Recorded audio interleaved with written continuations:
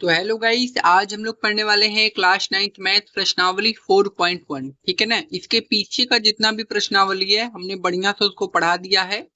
अगर आप लोगों ने पीछे वाला वीडियो नहीं देखा है ना, तो सबसे पहले आप लोग उसका भी वीडियो देख लीजिए। ठीक है। तो आज हम लोग क्या करने वाले हैं कि प्रश्नावली 4.1 का जो है ये पूरा समाप्त करेंगे, क्वेश्चन 1 और 2 वाला। तो चलो स्टार्ट करते हैं। देखिए पहला क्वेश्चन क्या बोला है। एक नोटबुक की कीमत एक कलम की कीमत से दोगुनी है। ठीक है। इस कथन को निरूपित करने के लिए दो चरों वाला एक रैखिक समीकरण लिखिए। ठीक है। रैखिक समीकरण का होता है मतलब समीकरण मतलब क्या होता है कि रैखिक का मतलब घात में एक होना चाहिए। चर के घात में कितना होना चाहिए, एक। और समीकरण मतलब बराबर में कुछ होना चाहिए, जैसे ये देख रहे हो ना, ये समीकरण सब है ये। ठीक है। तो हमको देखो संकेत में कुछ दे भी दिया है। संकेत में हमको दिया है ना, मान लीजिए नोटबुक की कीमत ₹1 है और कलम की कीमत कितना है, ₹Y है। तो ये हमको संकेत दिया, तो यही हम सेम मानेंगे जो हमको संकेत दिया है। ठीक है। तो चलिए हम क्या करते हैं, उसको हल करते हैं। ठीक है। तो सबसे पहले हम क्या करेंगे, मानेंगे। तो ये हमारा क्वेश्चन नंबर 1 है भाई। ठीक है। क्वेश्चन नंबर क्या है, पहला है। तो जो हमको मानने के लिए बोला था वही सेम चीज हम क्या करेंगे, मानेंगे। हमको दिया था ना संकेत में, मान लीजिए नोटबुक की कीमत ₹1, तो हम मानेंगे कि माना माना नोटबुक की कीमत ₹1। ठीक है, ये हम क्या करेंगे, मान लेंगे। और कलम की कीमत कितना है, ₹Y तथा कलम की कीमत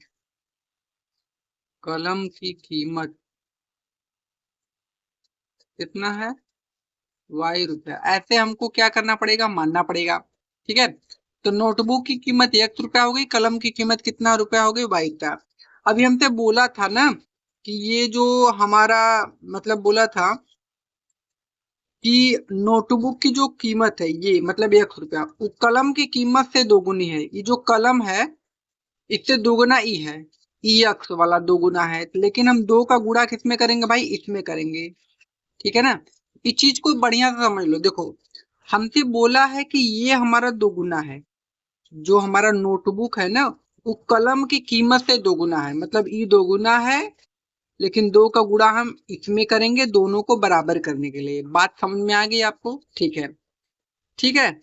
तो यही हमको एक समीकरण बना था, या तो इसी पर छोड़ दीजिए या तो इसको इधर लाइए, यक्स इसको इधर लाएंगे तो माइनस का 2y बराबर में 0, या इस पे आप दोनों में से किसी एक पर छोड़ सकते हो, यही हमारे आंसर हो जाएंगे। ठीक है। आसान क्वेश्चन था, देखिए इसको हमने बढ़िया से कर लिया। अब चलेंगे अगले वाले क्वेश्चन पर। देखिए अगला क्वेश्चन है, निम्नलिखित रैखिक समीकरणों को ax plus B Y plus C बराबर 0 के रूप में व्यक्त कीजिए और प्रत्येक स्थिति में a b c के मान ज्ञात कीजिए। मतलब हमको क्या करना है कि इसमें हमको ना a b c के क्या करने हैं, मान ज्ञात करने हैं इससे तुलना करके। तो चलो मैं बताता हूँ कि तुलना करके a b c का मान हम लोग कैसे निकालेंगे। ठीक है। तो इसको जस्ट कर लेते हैं साइड में। ठीक है। और यहाँ से हमारा होता है क्वेश्चन नंबर दूसरा स्टार्ट। देखिए यहाँ पर क्या है, यहाँ पर है 2x। पहला क्वेश्चन हमारा 2x प्लस 3y बराबर में है 9.35 पर बार। ठीक है। ये क्वेश्चन है हमारा। तो देखिए हमारा जो तुलना करने वाला है वो का है ax plus B Y plus C equal to का था 0। इसी से हमको तुलना करके क्या करना है, आंसर निकालना है मेरे भाई। तो अभी ने ये वाला जो क्वेश्चन दिया है इस रूप का हुआ नहीं है। देखो जो x का मान होगा वो a का मान होगा, जो y का मान होता है ना वो b का मान होता है, जो बच जाएगा वो c का मान होगा। तो अभी ये समीकरण इस रूप का बना नहीं है। अभी इसको ना इधर लेके आएंगे, तो इसको लिखोगे ऐसे 2x प्लस 3y, इसको इधर लेकर आओगे तो माइनस का 9.35 पर बाद इक्वल टू 0। अब तुलना करते हैं। तुलना किससे करेंगे, ax plus B Y plus C equal to 0 से। अब देखो यक्स की जगह यक्स है तो ए की जगह क्या आएगा 2, तो ए बराबर 2 ऐसे। ठीक है, अब देखो आगे, देखो y की जगह y है तो b की जगह क्या है 3 है, तो b बराबर कितना होगा मेरे भाई 3। समझ में आया कि नहीं। अब देखो c की जगह माइनस का 9 दशमलव 3 5 पर बार, तो c बराबर कितना हो जाएगा माइनस का 9.35 पर बार। यही हमारे क्या हो जाएंगे आंसर। देखो आसान था।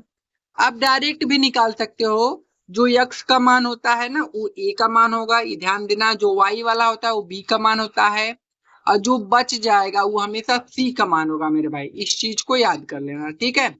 अब क्या करते हैं, दूसरा वाला इसका क्वेश्चन हम लोग ले लेते हैं। दूसरा देखो क्वेश्चन है x माइनस वाई बटा के 5 और माइनस 10 इज इक्वल टू 0 ना। तुलना करते हैं ax plus B Y plus C equal to 0। देखो यक्स की जगह यक्स है, ए की जगह कुछ नहीं है तो एक मान लेते हैं अपने से, ठीक है। तो मेरे भाई ए बराबर कितना हो जाएगा 1 पहला। अब देखो y की जगह तो y है तो b की जगह 1/5 हो जाएगा। इस y/5 को हम लोग ऐसे लिख सकते हैं y गुणे के 1/5 ऐसे, ठीक है। मतलब ये जो बटे में 5 है ना वो 1/5 है, खाली बटे में 5 नहीं है। उसको ऐसे रूप में लिखेंगे ना। तो y की जगह ये वाला y है तो b की जगह माइनस का 1/5 है, ये चिन्ह के साथ लेंगे इसको। तो माइनस का 1/5 हो गया b का मान। b बराबर माइनस का 1/5, ठीक है। और c बराबर तो यहाँ पर -10 का है, यही है आंसर। देखो कितना आसान है कि नहीं भाई। ठीक है, अब अगला क्वेश्चन देख लेते हैं, इसका तीसरा वाला क्वेश्चन।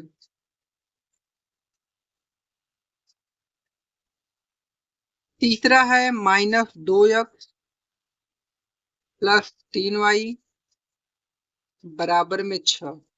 तो अभी हमको क्या करना है, 6 को इधर लेके आएंगे तो माइनस का 2x प्लस का 3y माइनस का 6 इक्वल टू 0 हो जाएगा। काई के प्लस में इधर आएगा तो माइनस का। तुलना करते हैं ax plus B Y plus C equal to 0 थे। अब देखो x की जगह x है, a की जगह क्या है 2, तो a की जगह -2 पहला आंसर। देखो y की जगह y है, b की जगह 3 तो b बराबर कितना हो जाएगा 3 दूसरा आंसर। अब c की जगह क्या है मेरे भाई, देखो c की जगह -6 है, बस आंसर। देखो आसान है ना भाई। कहीं भी कोई भी दिक्कत होती है कमेंट कर दीजिएगा, ठीक है। और वीडियो को लाइक करते चलो यार, लाइक नहीं करते हो तुम लोग, ठीक है।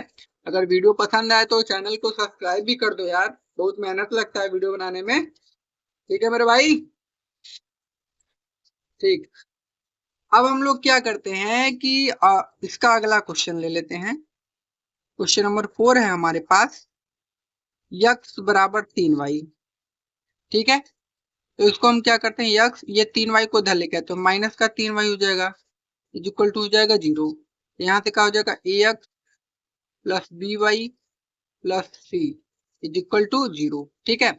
अब देखो यक्स की जगह यक्स है और ए की जगह कुछ नहीं है तो एक मानेंगे, तो ए बराबर 1, ठीक है। अब क्या हो जाएगा, देखो y की जगह y है तो b की जगह क्या हो जाएगा -3, तो b बराबर कितना हो जाएगा -3, ठीक है। और c बराबर देखिए कुछ नहीं दिया है तो 0, जब कुछ नहीं दिया रहेगा तो 0, यही हमारा क्या हो जाएगा आंसर, ठीक है ना। बातें समझ में आ रही हैं, आ रही होंगी हमारे हिसाब से, ठीक है। 2x बराबर -5y है।